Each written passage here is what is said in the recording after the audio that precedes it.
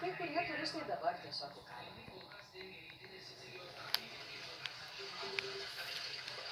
Štai tokie lavos, akmenų ir pelenų fontanai kyla virš didžiausio aktyvaus Europos ugnikalnio Etnos, Sicilijoje. Etnas spjaudo karšto turinį jau daugiau nei savaitę. Specialistai sako, kad toks ugnikalnio aktyvumas tikrai nėra įprastas. Tuo pat metu Etnos apylinkėse dar renkasi turistai ir ekstremalių pojūčių mėgėjų būriai. Dešimtys bebaimių iš arti stebi, kaip iš Etnos ištekėjusi lava pasiglemžia vis daugiau žemės plotų.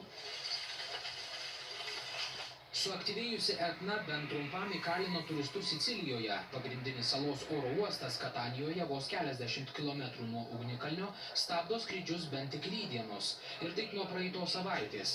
O turistai pyksta, nesulaukiantys pagalbos. Nėra jokios organizacijos, jie neduoda mums vandens, jie nedavė mums nieko. Jie privertė mus išlipti iš lėktuvo, nors buvome pasiruošę pakilti. Turėjome išvykti trečiadienį, bet mūsų skrydis buvo atšauktas. Vėliau jį perkelė į penktadienį. Dabar ir šis skrydis atšauktas, būtent dėl Etnos išsiveržimo, bet mums pasisekė, nes jį perkelė į Palermą. Tačiau dabar turime palaukti iki 10 vakaro, taigi šiek tiek įstrigome. Etnos pelenai kol kas dengia rytinę Sicilijos dalį ir piečiau esančią Maltą. Ten taip pat teko atšaukti skrydžių.